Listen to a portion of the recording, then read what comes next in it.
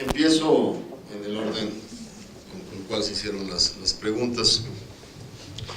El senador Napoleón Gómez Urrutia, su primera observación es el resultado de la elección. Creo que habíamos ya hecho una discusión sobre el mismo. Yo creo que los demócratas habían aspirado a mejorar la calidad del acuerdo y de todos los acuerdos que han hecho internacionalmente en materia comercial, y ni siquiera cuando tuvieron un presidente demócrata están logrando lo que están logrando en este acuerdo, ni siquiera en un gobierno demócrata. Y en ese sentido hay cosas, y porque el senador pregunta claramente la obligatoriedad en el capítulo laboral.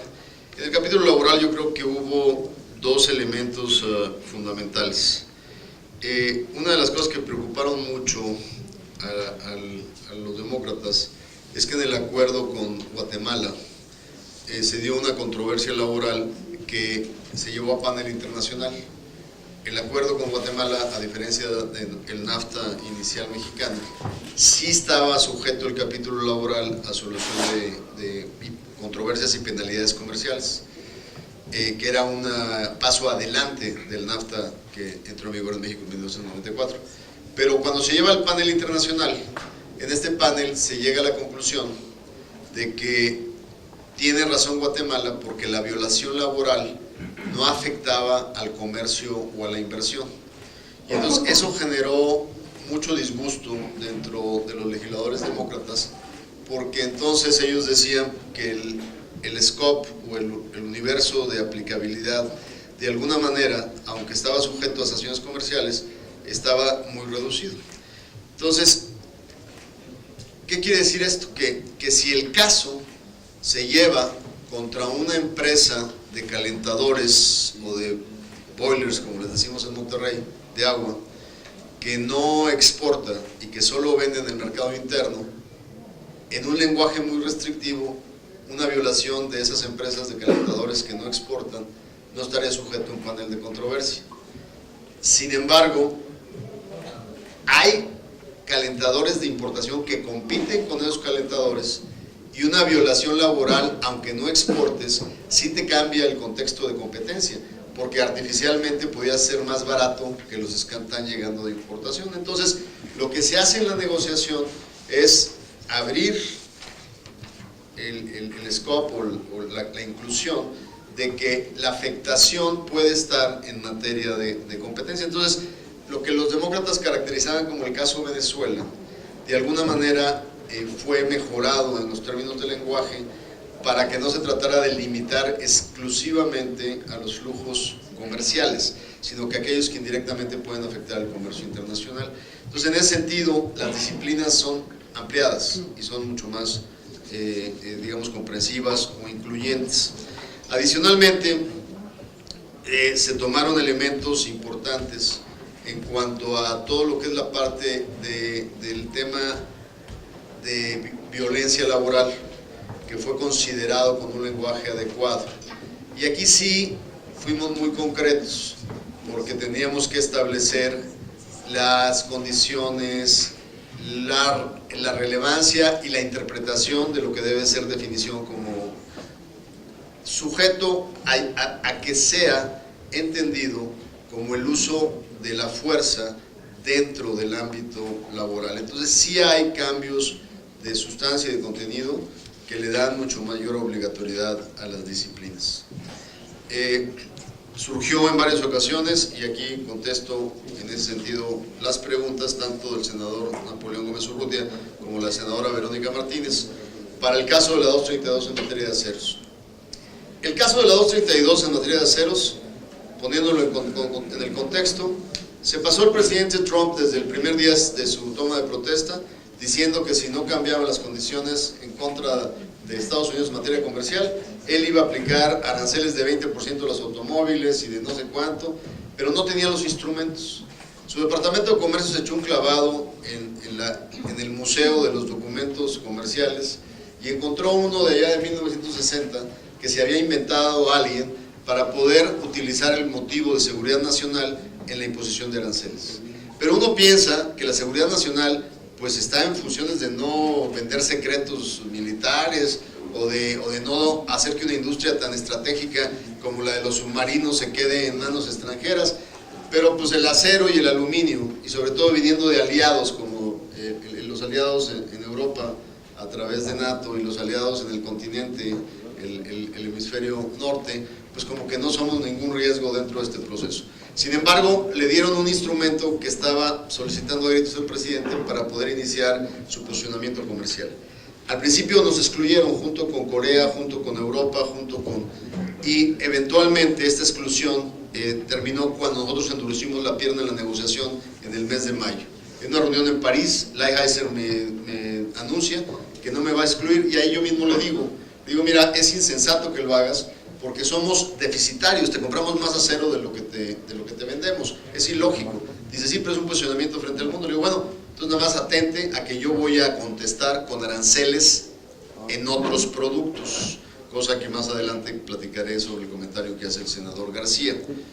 ¿Por qué mi respuesta arancelaria, lo que se llama retaliation, fue en otros productos? Y les voy a decir por qué. Primero, fui el país que respondió porque tenemos ese derecho en NAFTA y lo preservamos en el nuevo acuerdo. Se tardó más en contestar Canadá, Europa. ¿Por qué decidimos contestar como contestamos? Primero, porque políticamente es muy importante hacer la presión en los distritos republicanos que tienen influencia en el Congreso y que tienen muchísimo más capacidad y poder para poder influir dentro de las decisiones. Y nos fuimos contra estados claves.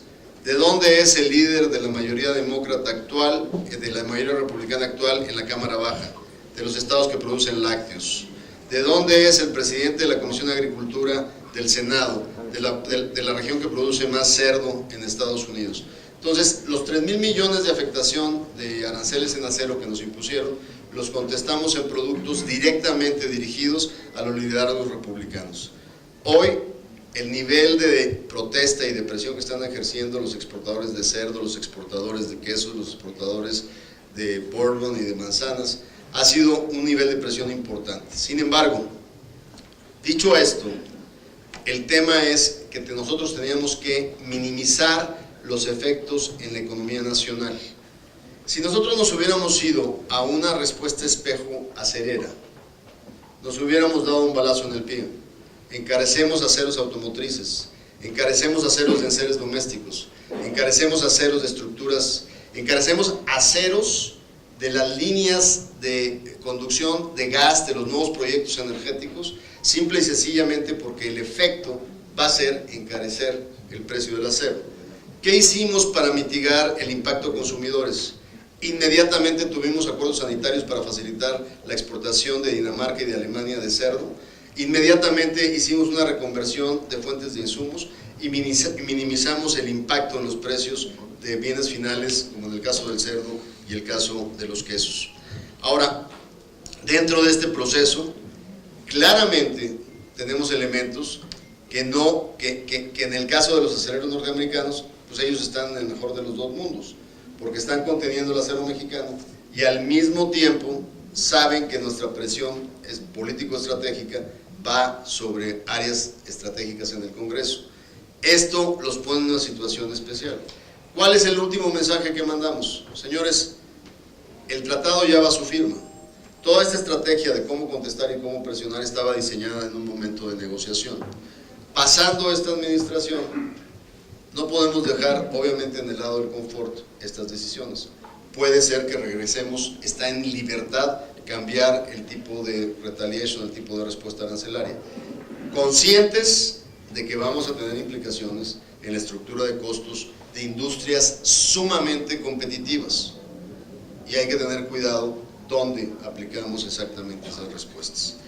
Ahora, en el caso de la industria automotriz, sin duda, creo yo que los comentarios que hace el senador Gómez Urrutia son fundamentales. Yo le compartiría al senador Gómez Urrutia dos elementos aquí. Senador, es bien importante que se esté siempre vigilante de que el esquema de diálogo en los clústeres para la competitividad de la industria, nunca en las agendas de esos clústeres se tocan temas como competencia en materia de atracción de empleo, como quejas de alta rotación, como estrategias para ponerse de acuerdo de cómo no estarse pirateando. O sea, yo pondría la luz en algo que sería claramente ilegal, porque sería motivo de una investigación penal por parte de la Comisión de Competencia Económica. Cualquier diálogo que se establezca entre la industria automotriz referente a bajar la movilidad de empleados con mejores ofertas, estaría haciendo un acartelamiento en materia de contratación laboral. Y ahí es exactamente donde creo que está el elemento más importante para poder darle una evolución positiva a los salarios de la industria automotriz. Senadora Verónica, en ese sentido, el tema de acero era el que estaba yo tratando, y yo creo que, haciendo muy clara referencia a la industria, cuando yo llego a esta administración, tuve mi primera reunión con los acereros a días de haber entrado en diciembre del 2012, y yo llegaba con una decisión de administraciones previas que habían totalmente reducido los aranceles frente a terceros países no contratados de libre comercio, los aranceles del acero a cero. O sea, ya no había aranceles de acero ni siquiera para países sin acuerdos de libre comercio. Cuando yo llego, la industria me pide que regrese yo a aranceles porque mi compromiso con la OMC me da la posibilidad de incrementarlos. Sin embargo, yo les dije, lo que yo les ofrezco, no voy a mandar un mensaje al mundo que ahora vamos para atrás desde el punto de vista de apertura, pero lo que sí les ofrezco es ser muy activo en investigaciones contra competencia desleal. Y fue lo que comprometí. Yo multipliqué, casi incrementé en 600% los casos contra China, los casos contra Rusia, los casos contra países que estaban haciendo dumping o estaban dando subsidios en la industria del acero. Y eso empezó a ayudar mucho para recomponer la industria. Sin embargo, hubo una crisis en el 14 donde China tuvo un crecimiento exponencial en este sentido. Y ahí comprometí con la industria algo muy concreto. Les dije, vamos a analizar nuestra libertad dentro de OMC para regresar los aranceles del acero en áreas estratégicas al 15%. Yo fui, a diferencia de Canadá y Estados Unidos, el único que podía hacerlo. Y fue una decisión que en ese momento era fundamental porque estaba China inundando los mercados. Y ese 15% nos ayudó muchísimo para poder proteger a la industria nacional y fue uno de los primeros países que lo hace. A partir de esa decisión, entramos en el proceso y viene la 232 en Estados Unidos. El acuerdo con la industria fue extender ese 15%, inclusive a aceros con valor agregado. Porque ¿qué nos estaba pasando? Al haberse protegido Estados Unidos y al haberse protegido Canadá, los aceros empiezan a buscar mercados alternativos. Por eso ampliamos el área de protección. En este momento, ¿dónde estamos? Dentro de la negociación. Yo no la describiría como negociación. Simplemente es un diálogo que eventualmente se tiene que transformar en una definición clara en los próximos días. Nosotros llevo 3 reuniones con la industria acerera. Los invité justo antes del Día de Muertos. Desafortunadamente la mayor parte de los directivos andaban fuera de México. Los tuve que esperar una semana que regresaran de su receso. Y entonces ya me junté con ellos y establecemos un posicionamiento. Ustedes entenderán, senadores, que a 17 días de terminar mi mandato, yo no voy a poner en la mesa una posición de México que no sea con total acuerdo con la industria. O sea, yo no gano absolutamente nada. O sea, si yo llego a tratar de solucionar 232 como una buena señal de que vamos a llegar a la firma, la única manera de que yo llegue a ello sería con el acuerdo de la Cámara.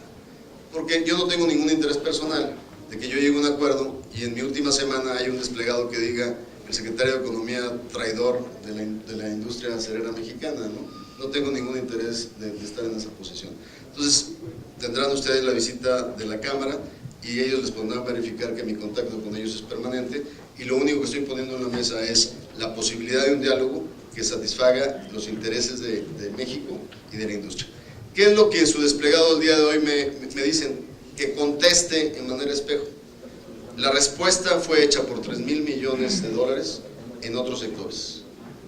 Estamos en un momento donde en la recta final habría que analizar. Les recuerdo, hay implicaciones para automotriz, hay implicaciones para enseres domésticos, hay implicaciones para estructuras, hay implicaciones para proyectos de energía. Entonces hay que estar muy conscientes del impacto que se tiene de manera transversal. Te vamos a defender, señor secretario. Te vamos a defender más tarde, secretario.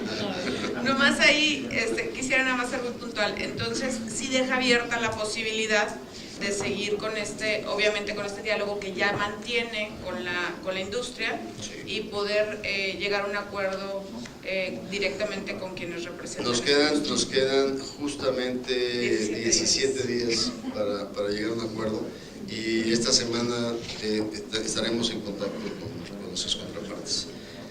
La senadora Minerva nos pregunta sobre los dientes en anticorrupción. A nivel de gobierno, el acuerdo incluye penalizar actos de corrupción que afecten el comercio y la inversión, prevenir actos de corrupción en el servicio público y sin duda en licitaciones, y proteger a los denunciantes para que no haya represalias. A nivel de empresas, prohíbe los pagos de facilitación. ¿Se acuerdan aquella noticia una vez que algunas grandes tiendas departamentales daban lana a los municipios para que autorizaran los permisos? Bueno, eso es algo que estaría penalizado en el acuerdo. Adoptar programas de cumplimiento, identificar y combatir la corrupción dentro de las estructuras empresariales, y a nivel de los gobiernos, la cooperación entre autoridades para persecución en delitos y el intercambio de mejores prácticas anticorrupción. Y todo esto está sujeto por primera vez a mecanismos de solución de diferencias con posibilidad de penalidades comerciales. En materia laboral, ya había hecho yo algún comentario de acuerdo a las preguntas previas, pero pero usted hace un elemento adicional. Ustedes saben que estará a su consideración la decisión final sobre cómo aterriza el cambio constitucional en materia laboral, y ustedes tendrán ahí una serie de decisiones en materia del voto libre y secreto, en materia de asociación, en materia de impedir que bajo ninguna circunstancia haya contratos colectivos que no sean validados por la base laboral. Y esa definición que ustedes tomarán, de alguna manera, formó parte de un anexo que fue bien visto por el equipo que nombró el gobierno en transición. Yo, y les soy sincero y no les voy a mentir, desde la negociación del TPP había este posicionamiento de la administración Obama, pero yo dije, yo hago las negociaciones comerciales, cualquier tipo de análisis, de acuerdo o de agenda bilateral que siga la línea de las Secretarías del Trabajo. Y mi posición siempre ha sido, yo no mezclo mi negociación comercial con acuerdos. Claro, hay un capítulo laboral en mi negociación, pero si hay acuerdos desde el punto de vista de transformación legislativa, eso corresponde a la soberanía del legislativo mexicano y a la definición del ejecutivo dentro de las acciones de sus leyes. En ese sentido, ustedes están en proceso de hacer ese análisis, y ahí claramente el nuevo gobierno tuvo una determinación en términos de sus compromisos de la agenda bilateral. En materia de textil y calzado, decirle que me permite nomás agregar un comentario breve sobre eso. Ya iniciamos ese proceso precisamente en la Cámara de Senadores con la aprobación y ratificación del Convenio 98 ante la Organización Internacional del Trabajo sobre la libertad, el derecho a la libertad sindical y a la contratación colectiva.